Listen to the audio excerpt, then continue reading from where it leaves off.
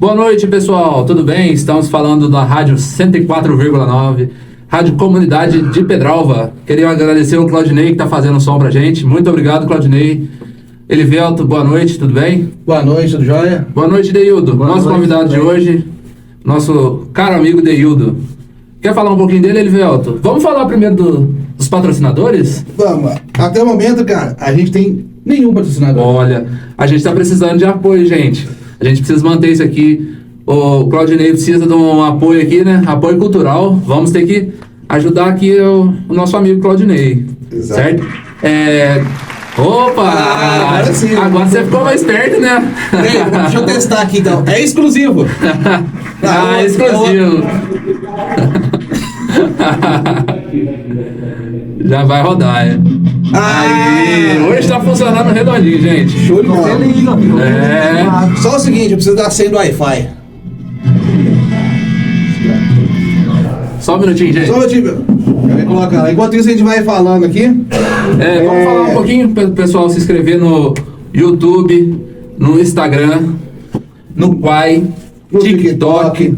Aonde mais, Elivelto? Ainda não, mas Spotify, né? Daqui uns tempos, daqui uns dias.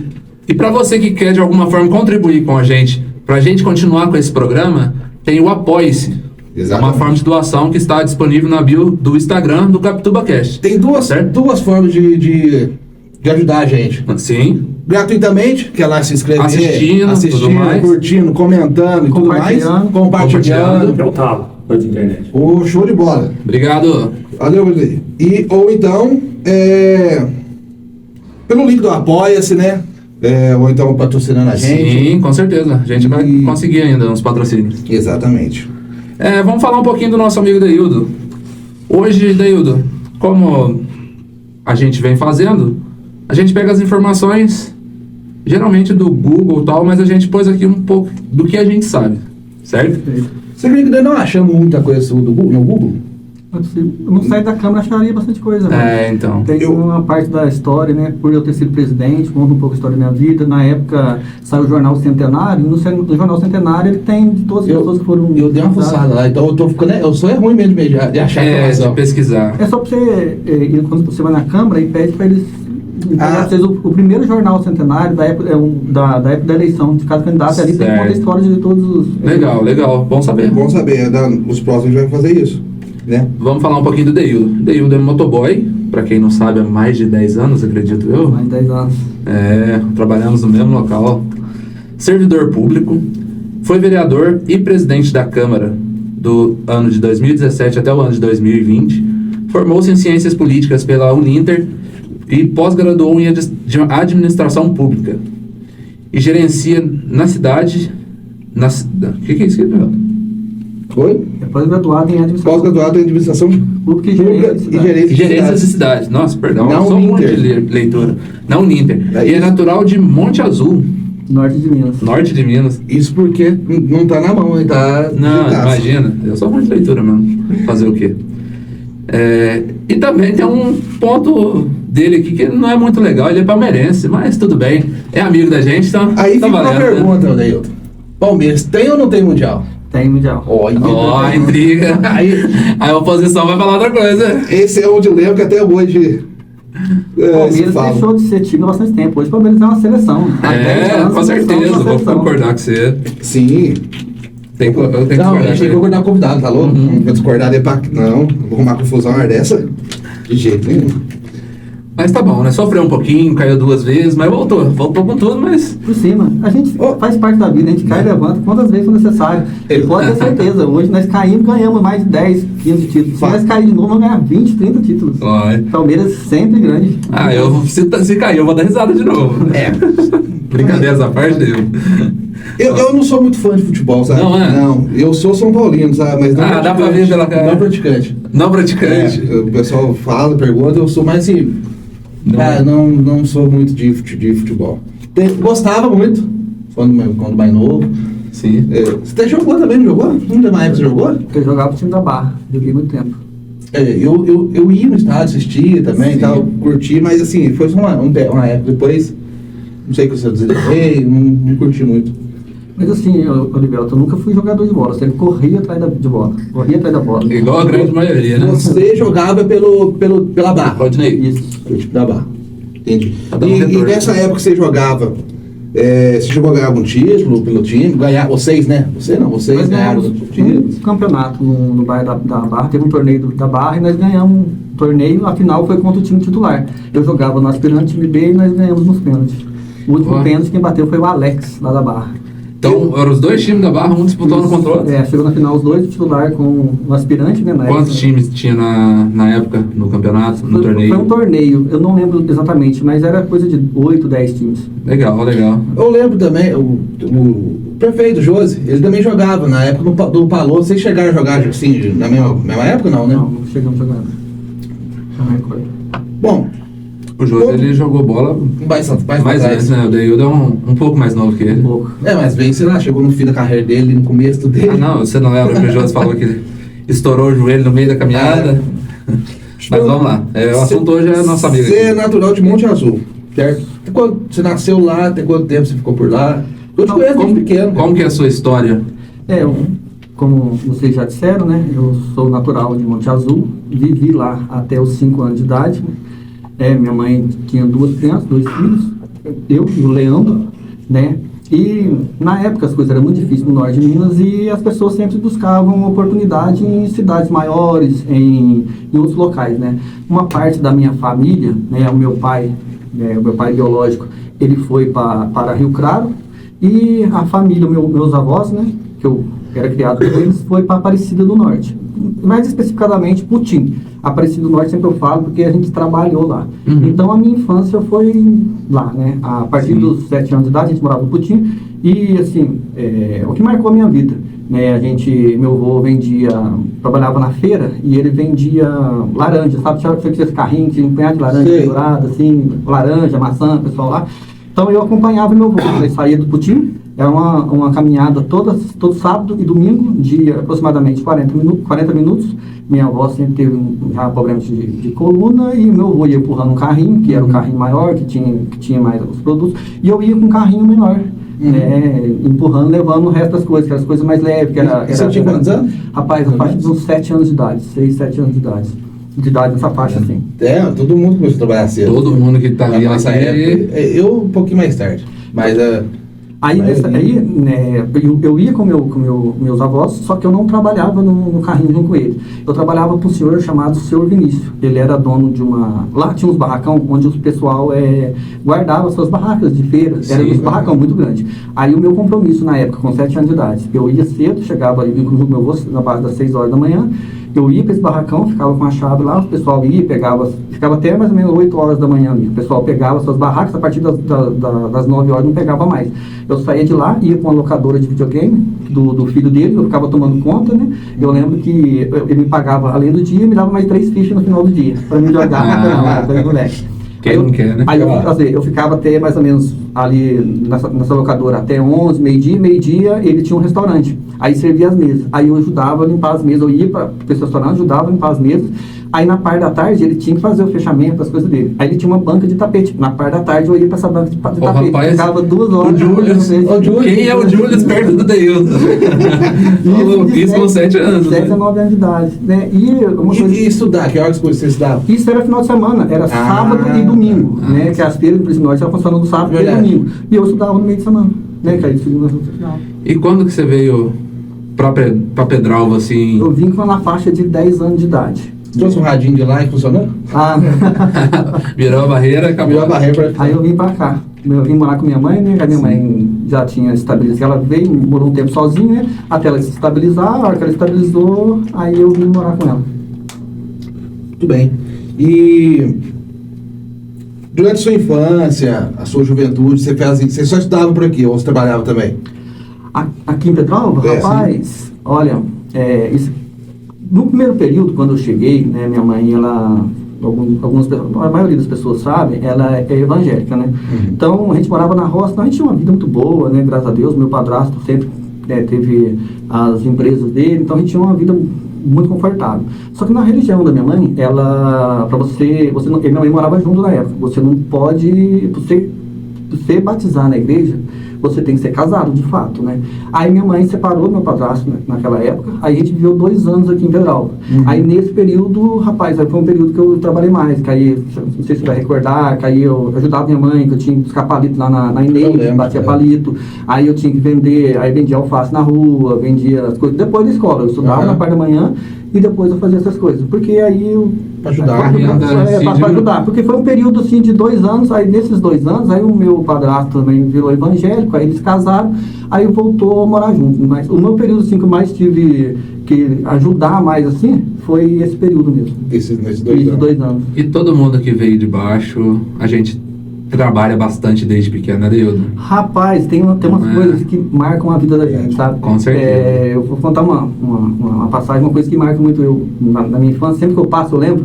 Você lembra que ali pra frente do Mandala, ali, antigamente tinha um batedor ali, nós tinha Matador municipal. Um matador municipal. Lembro. E na época, minha mãe fazer sabão pra gente tomar banho, fazer sabão pra lavar roupa, a gente buscava sempre de vaca lá, cara. Então eu ia, buscava lá, às vezes um peruzinho, às vezes um saco, e vinha arrastado de lá, chegava em casa, pra minha mãe poder derreter aquilo pra depois a gente fazer o sabão, usava pra lavar vazia, às vezes usava, muitas vezes, quando não tinha condição de comprar um sabonete, usava pra tomar banho e tal. E nessas questões, cara, às vezes a gente, politicamente falando, a gente é mais incisivo, às vezes a gente é mais, assim, dá uma impressão que a gente é revoltado, que a gente é muito bravo, mas não é. É muito do que a gente viveu no passado. Sim, a gente indica, a indignação, cara, é daquilo que você viveu, que você conviveu no dia a dia. Sim. Então a gente sente isso e acaba que isso reflete na gente como pessoa. Sim. E quando você vai cobrar uma coisa, a gente sente indignação. Quando você vê uma coisa, uma situação que a gente acha que é injusta, que tem uma injustiça, isso a gente acaba agindo um pouco mais incisivo, e às vezes as pessoas que não viveu aquilo que a gente viveu, que não calçou o sapato que a gente calçou, acha que é exagero, acha que você está exaltando demais. Sim. E muitas das vezes você está colocando para fora aquela indignação de algo que já passou, né? Mas passou, seguimos e vamos... Continuou estudando? Continuou estudando. Graças a Deus. Formou o ensino médio aqui no colégio? Isso, no colégio. Depois eu fiz ciências políticas, né? Depois até não sei se vão falar sobre esse assunto, se eu puder já falar. Posso falar? Pode. Então, o meu interesse toda sua. Não, o meu interesse na ciência... Era a próxima pauta. Como se interessou pela política?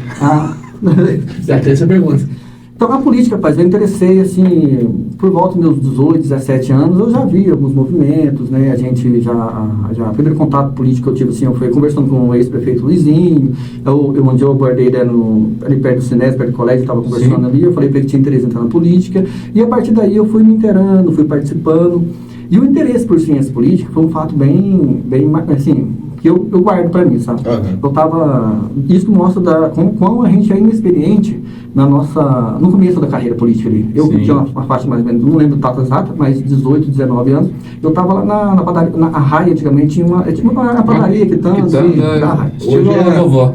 Hortifruti da vovó. Exato, hoje é o... Hortifruti da vovó, vão patrocinar a gente, viu? Não, mas hoje não é o Hortifruti da vovó. Aonde é a Arraia, sim. Onde é a Arraia, antigamente, é onde é a quitanda do Douglas. Não, acho que é a da vovó. E a quitanda do Douglas também foi acho que foi um período, sim, mas assim, já é propaganda, a quitanda do Douglas, lanchonete da vovó. Opa, Empório das Frutas e Hortifruti da vovó, já estão contando patrocínio, viu? Já estão fazendo patrocínio gratuito aqui. Aí esse interesse surgiu lá. Eu tinha interesse em ser candidato a vereador, né? E tinha um rapaz, eu não lembro o nome agora, não vou falar porque eu não lembro mesmo. Eu lembro que ele trabalhava no Banco do Brasil. Aí ele falou, você que se interessa por política, eu falava muito, sempre estava envolvendo no meio ali.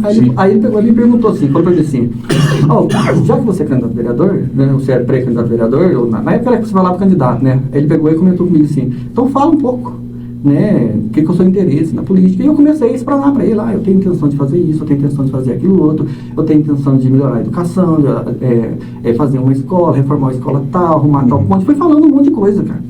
Aí ele falou, você é candidato a vereador? Eu falei, sou pré-candidato a vereador, candidato a vereador. Aí eu peguei, ele falou assim, parabéns, você seria, na época, um excelente candidato a prefeito, mas essas funções não são atribuições de um vereador. Então você precisa se preparar mais, você precisa estudar mais, se prepara como candidato a vereador e no futuro você pode ser um bom político. E isso entrou na minha cabeça, entrou na minha mente. E eu conversando e tal, e a Rai estava ali conversando com muita gente, assim, ela pegou e falou assim, houve o conselho do rapaz, sempre é bom a gente buscar conhecimento. Exato. E isso passou passou-se um tempo, eu volto na RAI, a RAI pegou e falou assim, o famoso ET Bilu, busca conhecimento. Aí a RAI falou assim, deixaram ter um folder aqui, que era um folder da Uniter, e tem um curso que vai servir para você. E ela mostrou para mim. Eu peguei, vi o curso lá, Ciências Políticas, e falei assim, se quiser te ajudar. E eu peguei, entrei em contato com o Uniter e comecei a estudar, cara. Aí eu fui, fiz vestibular, comecei a estudar, aí eu fui me interessando, aí que surgiu, né, a vontade minha, assim, que nunca estudei a ciência política para me ter uma profissão, para me ser um cientista político, não, é para me ter conhecimento, porque eu gosto da política.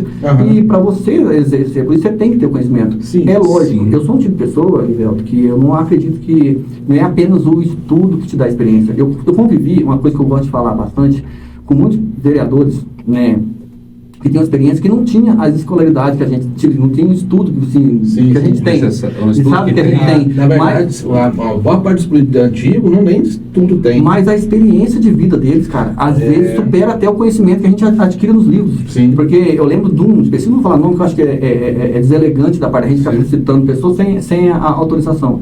Tinha um vereador no meu mandato que todas as vezes que ele tinha dúvidas sobre um determinado projeto, ele chegava de mim no campo e falava, Deildo, eu não entendi esse projeto.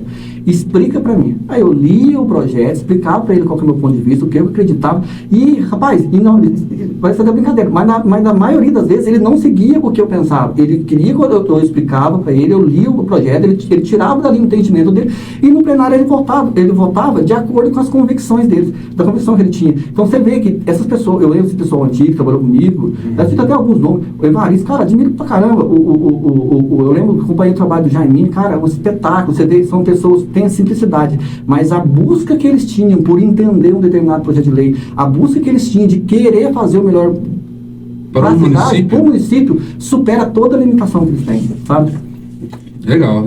Isso é interessante, porque eu ia te perguntar isso, como cientista político, você não exerce a profissão, mas você consegue fazer as análises que um cientista faz. Perfeito, perfeitamente. Assim, a gente, para mim é muito interessante que você tem uma visão diferenciada sobre determinada política pública, porque uma coisa que a gente vê hoje na sociedade, cara, é que a gente quer sempre resultados imediatos. E na administração pública, nem sempre você consegue um resultado a curto prazo. Às vezes o melhor resultado, ele é a longo prazo. O problema é você conseguir mostrar isso para a sociedade. Por exemplo, a educação, cara. Você não consegue mudar a educação da noite para o dia. Você consegue arrumar por exemplo, uma rua tá muito ruim.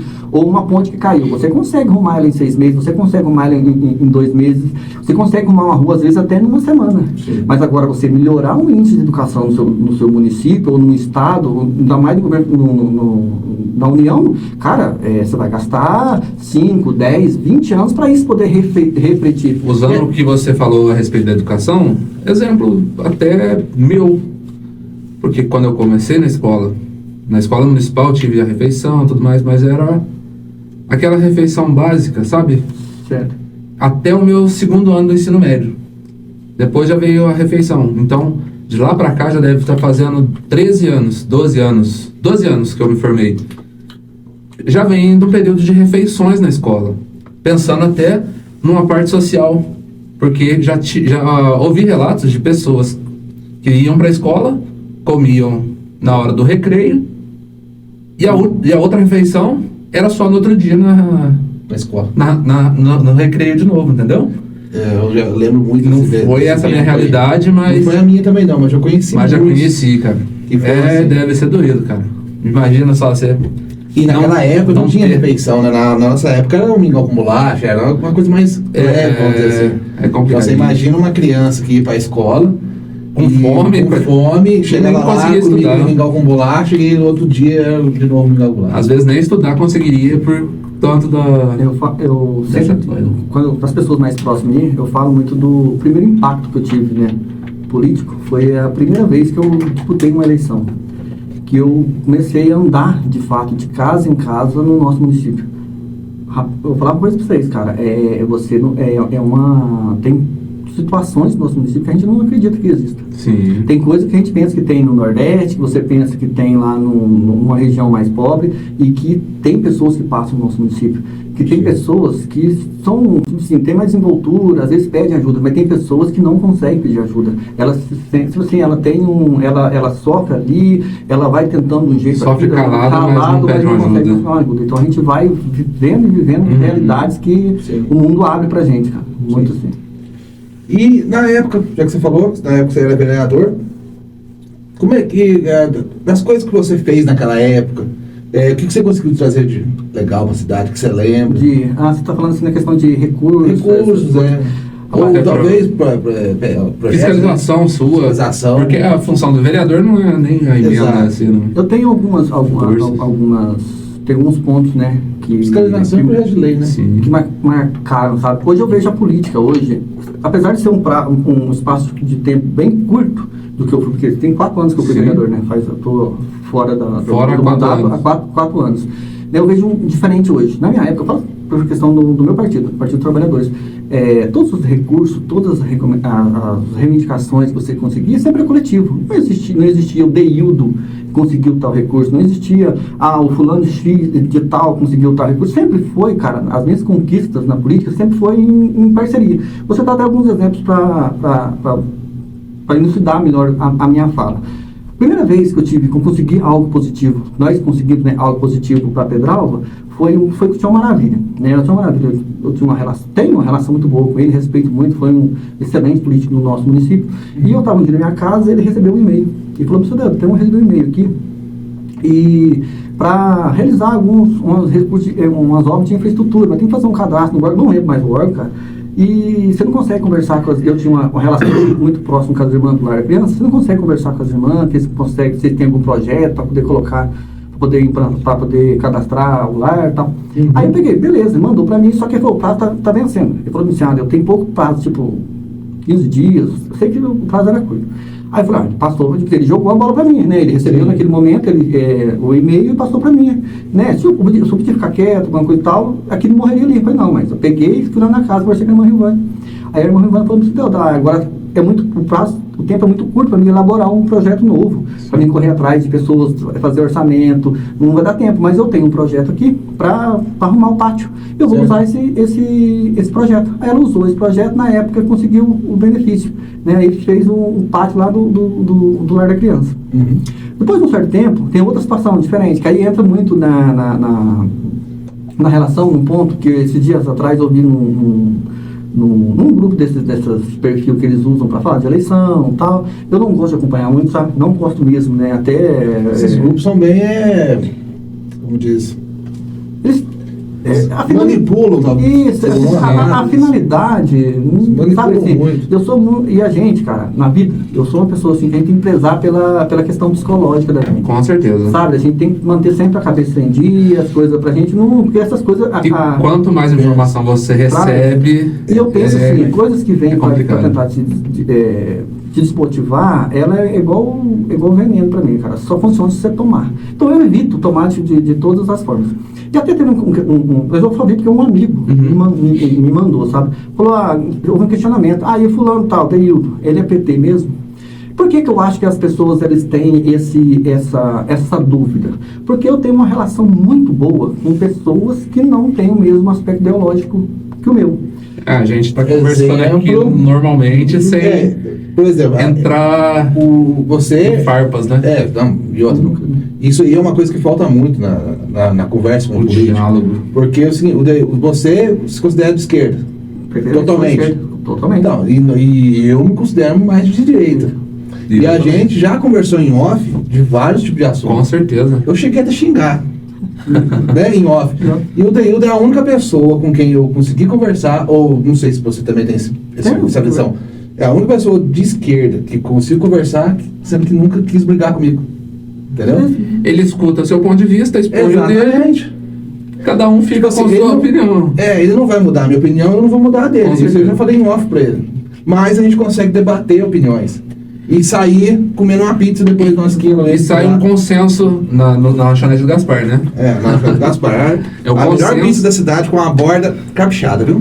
Mas o consenso, assim, só atrapalhando você, o consenso da gente conversar e não discutir é muito interessante para nós e para o município, né? Sim. Deveria ser assim, e não é. Na verdade, o país tem que ser assim, né? De Petrópolis ser pequena, infelizmente não é. Aí nesse contexto, até vou aproveitar também e vou para continuar respondendo a sua questão de recursos. Vou citar um exemplo que aconteceu com o Thiago, eu não lembro agora, sabe o Thiago Zabachim? Eu não lembro se ele era presidente do Thiago, você tá vendo nós aí, manda um salve aí, manda umas questões. Eu não lembro se... Eu sei que ele tinha uma função, né? Não lembro qual que ele exercia. E na época ele ia fazer um evento lá, uma festa. Né, fizeram uma festa para ele e tal. E ele um dia falou, Deus, vamos tentar arrumar um show para... Aquele que trouxe o Mike é pobre lá, o Kleber Rosa? João Prado. Tony Prado, então o nome do rapaz. Ele falou assim, e na época eu tinha um contato, né, o governo do estado era do PT, e a gente tinha uns contatos, tinha um órgão, não lembro qual órgão, mas faz bastante tempo, que existia a possibilidade de fazer inscrição. E o Thiago, não sei como que ele descobriu isso, ele falou assim, Deus, não vamos atrás, vamos conseguir um show fazer, vamos junto e tal. Então, e ele, vamos para Belo Horizonte.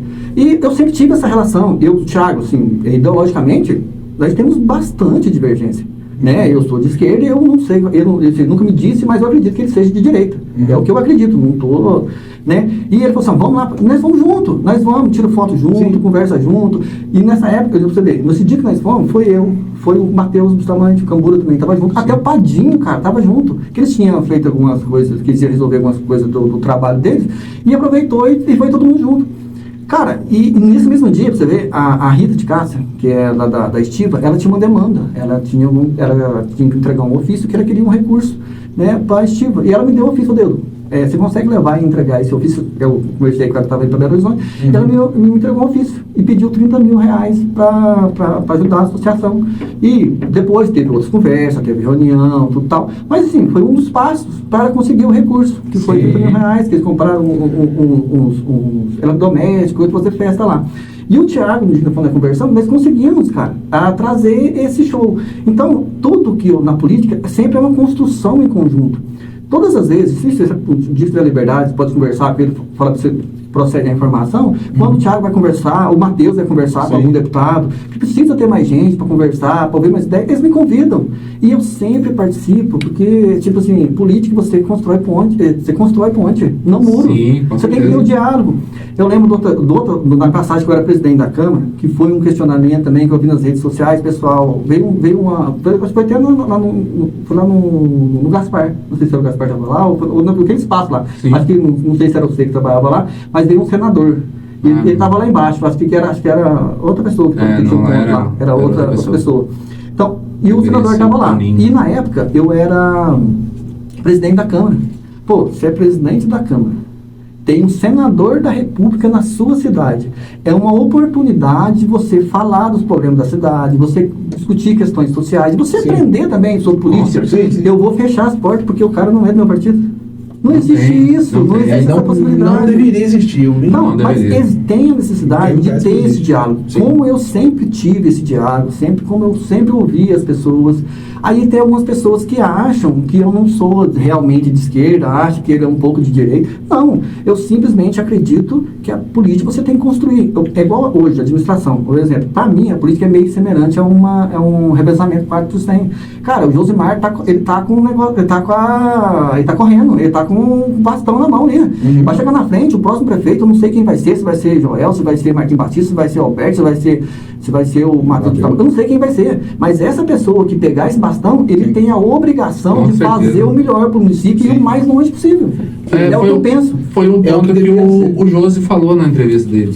Assim, não é o que fez ou o que não fez, é a somatória do que se está fazendo. Exato, da continuidade que o outro fez. Eu achei muito interessante essa fala dele, que não é assim, não fez, mas está fazendo. Não é que não tá fazendo tudo que deveria, porque é muito difícil, né? Você dar conta de tudo isso e fazer tudo com perfeição. Mas assim, você somando todos os prefeitos, desde lá de 1900 e bolinha, a gente chega numa cidade hoje um pouco mais próspera, né? E com certeza lá na frente, daqui 40 anos, todos nós estaremos batalhando para ter um futuro melhor para nossos filhos ficarem aqui e não sair daqui para morar em outra cidade. Estudar em outra cidade, quem sabe uma faculdade por aqui. Quem, se Deus um dia abençoar nós, né? O que o povo, eu percebo que o povo quer é que as coisas sejam feitas rápido. É muito rápido. Entendeu? E, com a internet ainda pior. Então, mas não é tão rápido. Não. Apesar que assim, a máquina pública, ela dificulta um pouco também. Ela tem os seus, né? Muito burocrático. Suas burocracias, né? Para fazer uma coisinha ali, você tem que dar uma dar uma volta para poder chegar ao que você quer fazer. Então, assim, eu entendo que poderia talvez diminuir esse caminho para andar mais rápido, porém, não é um trabalho fácil. Eu acredito que não seja um trabalho fácil e rápido. Sim. A questão burocrática, Olivelto, ela foi criada alguns mecanismos que as pessoas às vezes pensam assim, a burocracia ela atrapalha uma administração, mas ela é feita para diminuir um pouco a corrupção. Alguns mecanismos, alguns passos você tem que dar para que fique mais difícil das pessoas se corromper, entendeu? E isso acaba tornando um pouco mais moroso, mas assim, em alguns momentos ela é essencial. Porque se você perceber, tipo assim, se a pessoa sentir facilidade, cara, que existem pessoas boas no meio político, com certeza, mas também existem pessoas que não têm boas intenções, entendeu? Então, essa questão burocrática é mais para as pessoas que agem de má fé. Né? Então, para dificultar um pouco o caminho, as coisas mesmo assim acontece muita corrupção no Brasil, né, nos diversos municípios, acontece, mas a gente tenta diminuir ela. A forma burocrática é uma forma de tentar diminuir. Sim. Aqui tem uma pergunta interessante, Leo. Mas só voltando um pouquinho atrás da sua fala, você falou da associação. Eu não tenho certeza que com associações no município de Pedralba cria-se uma força muito grande. Alecrim, Amabavique, Estiva, Bairro São José poderia ter um dos maiores bairros de Pedralba, falando em nome de habitantes, e não tem uma associação mais. É uma coisa que fica a Deus dará, vamos dizer assim, mas precisava voltar, né? Mas é um outro ponto. Mas aqui tem uma pergunta interessante. Como que foi sua experiência durante a pandemia? Rapaz, a pandemia foi triste, hein? A pandemia foi difícil para todos nós, né? E principalmente para nós que era político na época, e a pandemia, ela, né, se intensifica ali em mais ou menos 2019, e foi no período que eu era presidente da Câmara, sabe? Eu lembro muito dos movimentos no começo. Sim. Eu lembro que a primeira vez que a gente usou máscara na Câmara, coisa que marca a cabeça da gente, sabe? Uhum. E a gente vê notícia no jornal, e era tudo muito novo. Ninguém sabia se aquilo era da proporcionalidade que se tornou, sabe? Da proporção que se tornou. Sim. A gente, sabe, era tudo incerto, né? E eu tava vindo um dia, passei perto da farmácia e falei, eu tinha visto que era necessidade da máscara, eu peguei e comprei máscara, sabe? Comprei assim, no bolso ali, comprei as máscaras e levei para os vereadores que quiseram utilizar. Cheguei lá, conversei com os vereadores e falei assim, é interessante que nós já começamos a dar exemplos, né? Usa máscara, tudo tal. Aí teve na época que deu muito comigo, nossa, mas não vai ficar meio ruim pra gente, vai ficar, tipo assim, a gente vai tipo assim, depois que a pandemia se intensificou e se viu a proporcionalidade que estava, então você não via nada, mas você imagina, né, na cabeça da pessoa, se você chega ali, usa uma máscara, o negócio não é da proporção, não tem nada que, tipo assim, existia o receio de se virar chacota. Sim. Sabe, porque era tudo muito novo, ninguém sabia o que era, né? Eu lembro que marcou muita vez, não está aqui para tomar. Nossa, não é máscara, igual na China, por exemplo, no Japão. Né? Aí eu lembro que eu falei, não, a gente vai usar, você de exemplo, e se de fato não for da proporção que for, a gente não usa. Mas assim, a princípio foi a primeira vez que a gente usou. Depois aí as reuniões foram um pouco mais intercaladas, né? Existia, Olivelto, um receio muito grande em questão de arrecadação, cara, como é que ia ficar o país.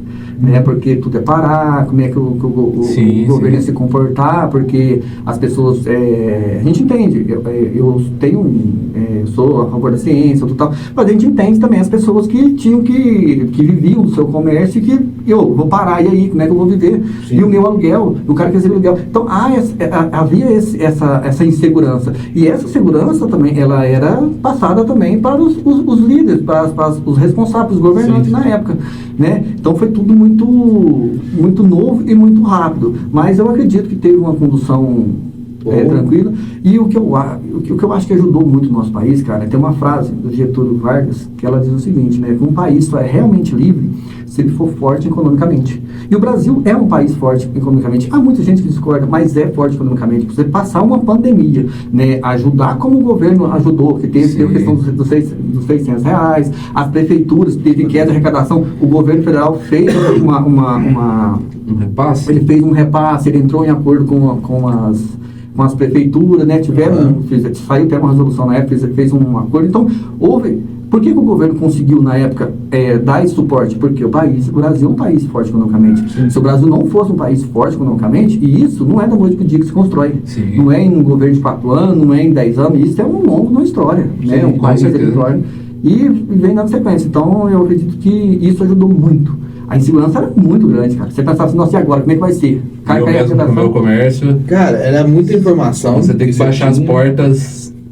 Você não pode vender mais de porta aberta. Poxa. E era a única fonte de renda que tinha, era o comércio. Ainda é, né? Ainda é. Mas o podcast não tá dando patrocínios aí. Você lembra que teve um período que era pós-fechado, era só entrega, então teve um período, nossa rapaz, mas eu nunca fiz assim, entrega. Você também tá muito entrega. Foi desde então que eu comecei com 2 motoboys na lanchonete, foi na segunda onda, assim, de aumento de Covid, que foi em 2021. Porque em 2020 o movimento da lanchonete era mais tranquilo, um motoboy dava conta, mas era quase 50 entregas. Pode comprar a noite inteira. Mas eu tinha encomendado enfeites para a festa da minha filha, que faz aniversário dia 21 de março. Então, dia 16 de março, se eu não estou enganado, fechou tudo. Não pode ter mais festa, não pode ter mais festa. Caramba, o aniversário dela adiou por 2 anos. Vamos comemorar o aniversário dela de 3 anos. Vixe, é complicado. Uma coisa que eu percebi na pandemia, isso é uma percepção minha. Sim. Vamos dizer, é o meu achismo aqui. Os serviços de entrega melhorou muito depois da pandemia. Será que a pandemia em si não contribuiu para que isso melhorasse? Rapaz, porque tem coisas positivas que eu acho que dá para tirar dali, apesar de... As reuniões mesmo em trabalho, home office, aumentou muito. Nossa, expandiu a tecnologia mesmo, assim, nessas questões de reuniões online, melhorou muito. Então, tudo assim, tem os fatos negativos, tiveram muitos fatos negativos, mas também tiveram muitos fatos positivos também. Todos uma certa positividade.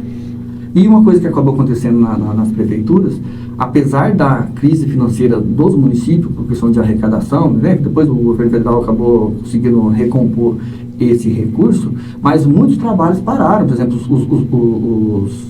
os veículos escolares pararam de rodar, então você acaba de uma forma ou de outra, você acaba diminuindo o custo, né?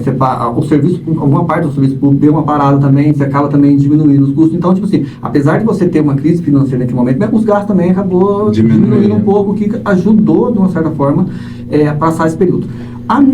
O meu questionamento, né, nesses quesitos, que aí me preocupa bastante, é a questão da educação, né?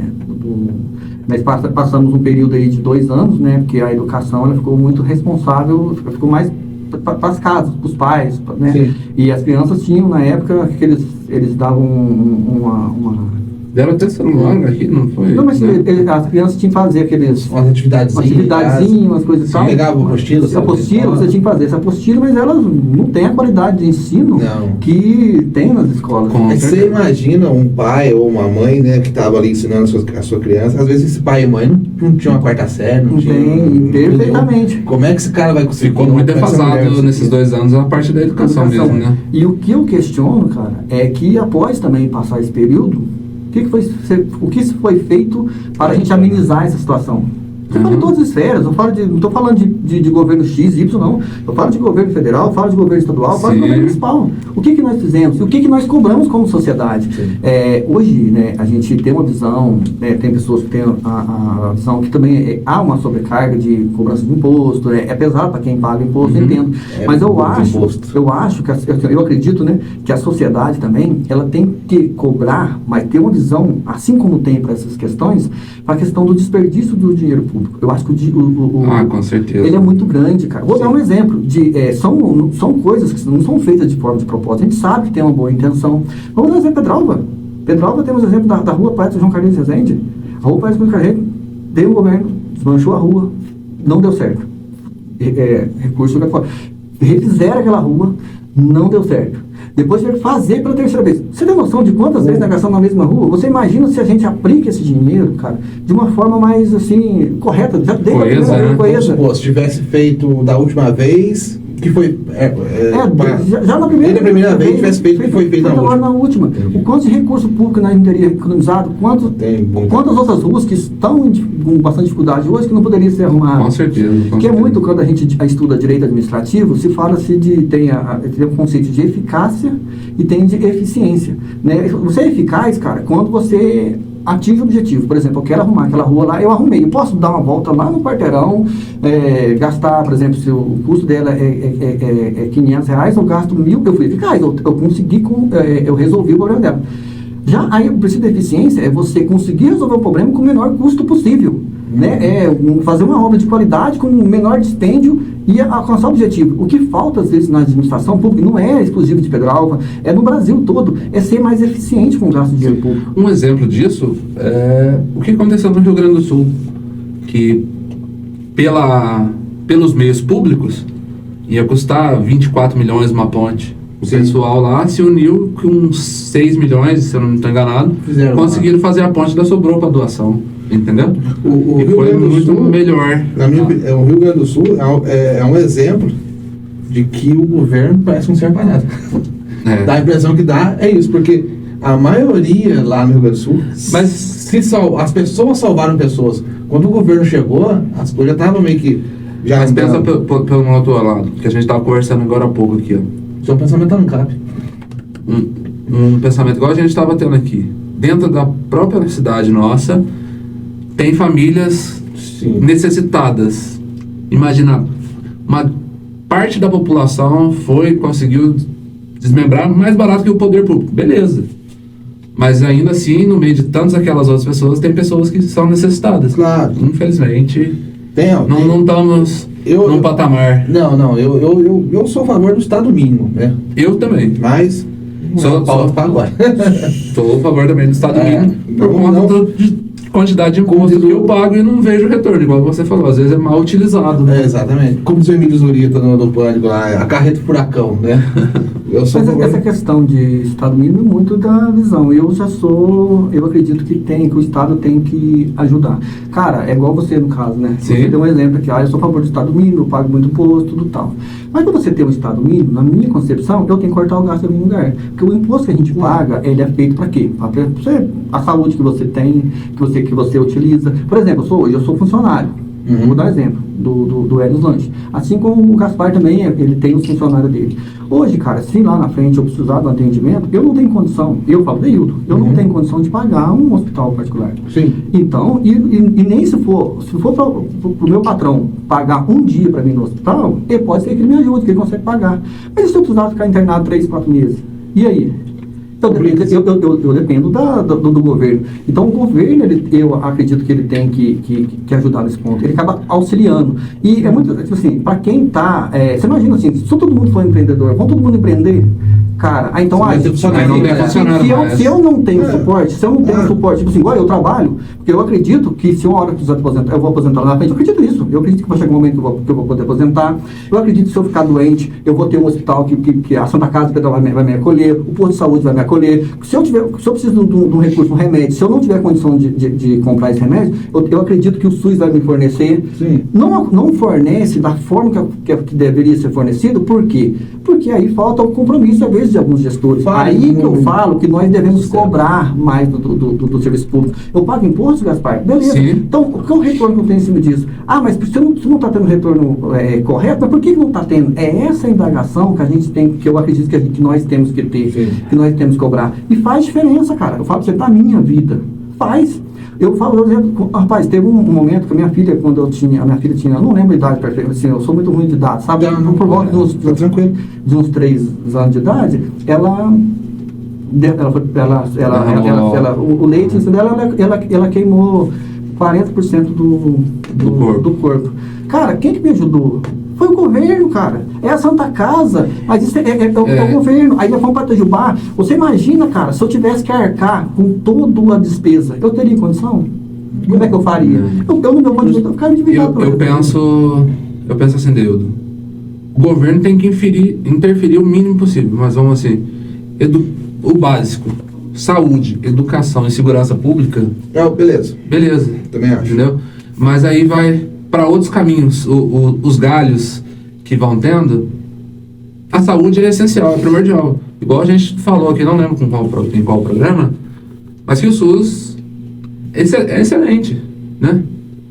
Na prática, às vezes, você precisa de uma urgência, mas às vezes na prática, alguma coisa, uma cirurgia de menos risco, vai lá 4, 5 meses.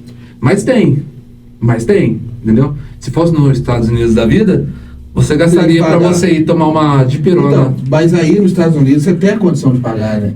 Então eu penso o seguinte, mas não... é que o negócio. Dando um exemplo. Tem que abaixar de um lado para subir do outro. Com certeza. Só vamos supor, vamos cortar o SUS? Não tem como. Errado. Não tem como. Não tem como. Beleza, tem que ser gradual, tem que ser coisa gradual. É igual, vamos supor, a gente falou da saúde, é igual eu falei da outra vez, do posse e porte de armas. Eu sou a favor? Eu sou a favor. Mas, no Brasil, as leis que tem hoje não funcionam. Não daria certo. Então teria que ter o quê? Vamos supor, vamos liberar arma para turma? Vamos. Então vamos também ajeitar a lei aqui. Primeiro ajeita a lei, depois primeiro ajeita a lei. Exatamente. Então tem que ser esses dois contrapontos. Igual o SUS. Vamos cortar o SUS? Tá bom, mas vamos dar condições para que a pessoa pague. Mas eu vou dar um exemplo pra você. Cara, tipo assim, pra mim ter condição de arcar com os custos do SUS, não é só SUS, é a escola da minha filha. Sim. Tudo isso o que a gente deixou... Você não dá, nas condições de hoje não dá, mas tem que ser assim, baixa um para levantar outro. Vou dar um exemplo pra você hoje. A educação, né? Hoje o governo, falando na questão municipal, 25% ele tem que gastar com a educação. Certo. Saúde, o mínimo, 15%. Então só isso já são 40% do orçamento que são comprometidos. Sim. Então, tipo assim, vai cortar da onde? É difícil, irmão. Aí eu te falo, Estado mínimo, beleza, vamos arrecadar menos. Igual teve um problema no Rio Grande do Sul. E aí, como é que vai fazer? Por mais que você tenha uma impressão, que nós temos a impressão de que, mas porque hoje em dia, cara, a gente tem muitas informações de redes sociais. Tem bastante. E as pessoas vão jogando informações da gente, que a gente acredita que é verdade. Mas assim, eu acredito que o governo está atuando, porque nos meios nas fontes que eu observo, ele está ajudando dentro da proporção que ele consegue. A mesma coisa, o Exército brasileiro, cara, para mim, lá no Rio Grande do Sul, está fazendo trabalho esplêndido. Eu acompanho as redes das Forças Armadas. Sim. E eu vi que os caras estão atuando, estão trabalhando, estão ajudando. Sim. Só que a política é uma questão que você não vai reconstruir. A gente quer que o Rio Grande do Sul da noite para o dia. Não é assim que vai acontecer. Ela de forma gradativa. Eu acho que hoje, às vezes, no governo mesmo federal, às vezes falta comunicação. Eu vou no governo Bolsonaro. Você sabe que eu sou de esquerda, não concordo com muitas atitudes do governo federal, não concordo, sabe, assim, nessa perspectiva ideológica, mas eu sei que teve acertos e erros. Nenhum governo ele é completamente ruim, cara. E nenhum governo é perfeito. Sim. Ele sempre é o que a gente fala assim, sempre tem o que ele prioriza, que é diferente. E a forma como as informações chegam nas pessoas, que são de forma distorcida. Vou dar um exemplo, não sei se o tempo está estourado. Tá. Pode falar. Tem um tempinho ainda, tem uns 10 minutos ainda. Pode falar. Vou dar um exemplo, até na época... Eu vou dar uma olhada se tem algum comentário. 10 minutos. Aí vou dar uma olhada se tem algum comentário, alguma questão pessoal. Até eu vou dar um exemplo, na época que eu observei na minha vivência política, né? Saiu uma vez que o Paulo Guedes fez um comentário de jogar uma granada no bolso do inimigo, e teve uma reunião lá, ele colocou uma granada no bolso do inimigo, uma coisa nesse sentido. E eu lembro, cara, que as informações iam chegar nas pessoas, que era uma coisa ruim, naquele coisa e tal. E eu sou uma pessoa que gosta de estudar o assunto e ver o que está acontecendo. E na época eu observei o que ele estava tentando dizer nessa época. Ele estava tentando dizer que o país estava passando por certa dificuldade econômica e que eles fizeram um acordo. Que acordo é isso? A gente vai ajudar os municípios, mas os municípios não vão fazer... Ele listou diversas coisas, tipo assim, na época, vou poder pagar uma gratificação para os servidores. Eles entendiam o que? O governo deles, né? Entendiam que se o país está passando dificuldade econômica, eu não posso também dar uma bonificação, gratificação agora nesse período.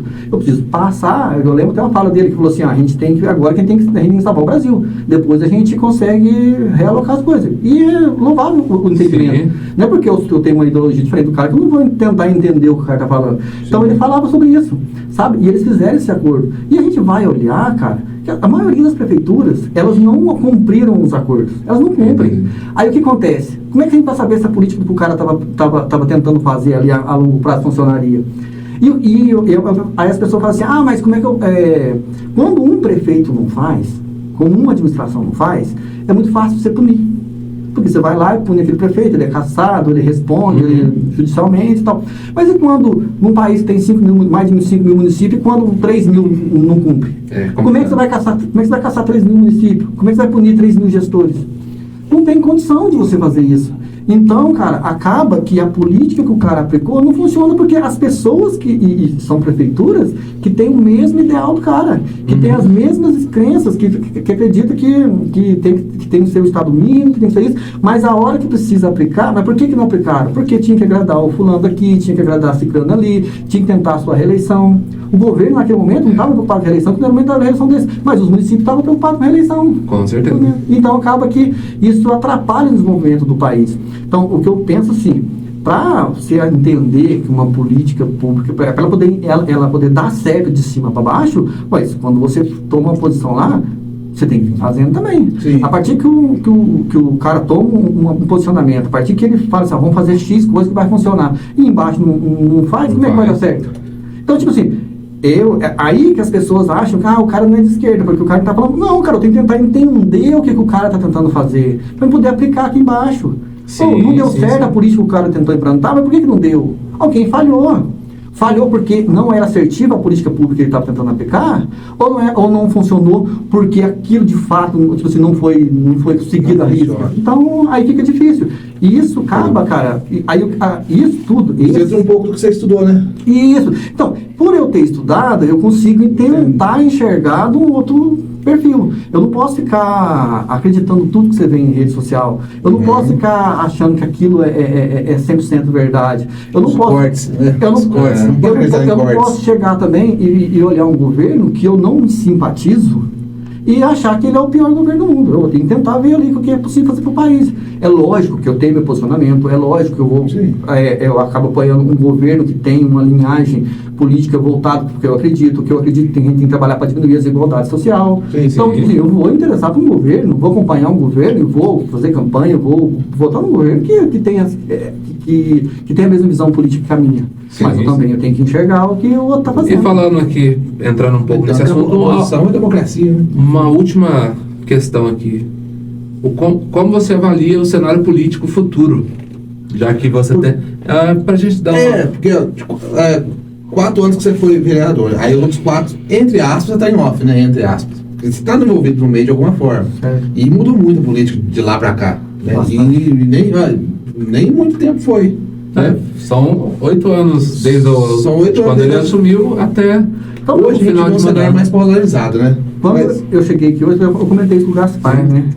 Essa facilidade que as pessoas têm. Apesar de eu também não ser muito velho, eu tenho 37 anos de idade, ser novo, mas eu não tenho a mesma liberdade, o mesmo talento de mexer com um vídeo. Eu vejo as pessoas hoje são políticos e pegam um celular, sai gravando, sai falando, e eu sou mais restrito a isso. Eu ainda sou daquele político do contato humano. Eu sou muito de conversar com as pessoas na rua, de ouvir o que as pessoas têm a dizer. Até, sabe assim, eu acredito que o maior indicador, né, pra gente entender se a sociedade vai bem, é a vida da pessoa, se isso está refletindo de forma positiva. Cara, do que adianta? Pensa assim, hoje o Brasil, vou dar um exemplo lá, foi no governo de Médici, teve um período que foi considerado um milagre econômico. O Brasil cresceu 2 dígitos, né, teve de 13% de crescimento. Do que adianta um país crescer 13% se o povo não cresce junto? Quem cresceu? Eu preocupo com isso, entendeu? A desigualdade social diminuiu. Do que adianta, assim, eu penso assim, eu fazer uma analogia para a vida pessoal da gente, eu chegar aqui, eu comprei um carro zero para mim. Mas o que isso custou? Isso custou a felicidade, às vezes, do meu filho, isso custou uma educação de mais qualidade para ele, eu tirei tudo que eu podia dar. Quando assim, a gente tem que, na vida e na política, você tem que ter um equilíbrio. Eu tenho que crescer o país, mas o povo tem que crescer junto. Agora, na minha casa, cara, eu tenho que ter um carro bom para me passar, para dar conforto pro meu filho, mas ele tem que ter uma educação de qualidade, ele tem que ter uma alimentação de qualidade. Eu não posso pensar só em mim como indivíduo. Né? Sabe assim, é muito fácil. Se for para mim trabalhar só para mim comprar carro, se for para trabalhar só para mim produzir riquezas e fechar os olhos, olhar para trás e meu filho não ter uma roupa de qualidade, não poder andar bem vestido, não poder ter um brinquedinho, tem que ter, cara. É tão triste a gente ver política pública, quando você vê no nosso município, qualquer outro município seja assim, quando eu lembro na minha infância as oportunidades que eu tinha de brincar no brinquedo, que a prefeitura tinha. E o tempo passa, o tempo não recupera mais, né, Welton? Você sabe, não tem aquele tempo que eu podia fazer lá atrás, eu fiz o que não fez, cara, ficou. Exatamente. Então, e aí, como é que vai ser? E o tempo parece que tá mais rápido, né? Cara, passa mais rápido. Sim, nessa época que a prefeitura trazia uns brinquedos, tinha uma pegadinha com um palhaço lá, eu ganhei com o maior pé. Com 10 anos eu calçava 42 já. Tá doido. 10 anos é só Então, você vê, são coisas que a gente tem que levar em consideração. Pra mim, eu quero que o Pedroba cresça, sim, mas que o povo cresça junto. Sim. Se o povo não crescer, do que vale, cara? Sabe, é isso que tem que ter. Bom, tá quase na hora. Estamos quase no finalzinho. Tem alguma pergunta aí, Velto? Até agora que eu olhei, não tinha, não. Mas deixa eu olhar agora se aparecer alguém aqui, alguma coisa. Bom, Deildo, então, se você fazer alguma consideração? Não, foi tudo tranquilo. Agradeço, né? Muito obrigado a você pela presença. Por vocês terem me convidado, né? Parabenizar vocês também pela iniciativa. Com certeza. Né? Que é um quadro que ajuda muitas pessoas a conhecer. Né? Eu tenho uma dificuldade, isso eu falo da minha convivência, né? Na vida assim, tem muitas pessoas que me conhecem pela boca dos outros. Sim. Né? Às vezes por um vídeo da internet, às vezes por um discurso no plenário quando eu era vereador. E ele é mais... diferente. Uhum. E tipo assim, e muitas pessoas, né, por eu ser de esquerda, né, e eu sou uma pessoa que sou realmente, eu faço questão de mostrar o que eu acredito. Posicionamento. Posicionamento, eu não gosto de esconder, porque eu penso assim, se você ver você é representante das pessoas que acredita em você. Com certeza. E você tem que ser o maior transparente possível. Por quê? Porque amanhã, se a pessoa chegar e me dizer, mas você não é isso não é o que eu imaginava, não. Estou tentando ser o mais transparente possível. Né? Tem pautas polêmicas que, tipo assim, que as pessoas às vezes não gostam de entrar, Sim. como tipo assim, a pauta LGBT. Cara, assim, abertamente pode ir nas redes sociais, né? Eu falo sobre o tema, a gente tem que respeitar as pessoas, Sim. tem que respeitar o direito de escolha de cada um, o que ela, né, que independente do que ela queira. Eu respeito ela, a todas as maneiras de amor das pessoas, elas têm que ter essa liberdade, Sim. sabe assim, eu não me escondo em torno dessas coisas. Fala assim, sabe, eu gosto de ser transparente para a gente poder ser o mais claro possível. E tanto quando falamos de partido, fala abertamente. Sim, eu tenho essa questão, né, que eu pondero muito, que eu converso com todo mundo, que eu tento construir pontes. Isso é da minha pessoa. Se você entende que um político tem que ser completamente extremista, que o cara não pode ter diálogo com ninguém, que ele tem que ficar fechado, né, aquela questão do grupinho dele ali, uma visão autêntica do negócio, eu não sou esse candidato, eu não sou esse possível candidato, não sou esse pré-candidato. Eu sou um cara que tem diálogo com todo mundo, eu sou um cara que vou respeitar todo mundo, né, eu vou ouvir. Hoje eu estou falando até demais, eu gosto mais de ouvir as pessoas. Sim, e a gente tentar, num contexto, construir uma sociedade melhor. Cara, a gente pode falhar, às vezes, assim, por tomar uma posição errada. O que a gente não pode falhar, tentando fazer. É isso aí. Deildo, muito obrigado pela presença. Queria agradecer mesmo a presença aqui. E futuras conversas a gente iremos ter novamente. Com certeza. Agora, daqui a uns tempos já começa realmente a movimentação. Sim, com você certeza. vai voltar aqui, já, se for como candidato, não sei. Mas se for, a gente vai voltar aqui, a gente vai conversar mais, a gente vai falar mais sobre algumas coisas. E é isso. E agradecer aos ouvintes da Rádio 104,9 que estão acompanhando pelo rádio. Os internautas do Instagram. Os internautas pelo Instagram. Muito obrigado. E um grande abraço, Claudinei. Pessoal, fiquem agora com a Voz do Brasil. Valeu!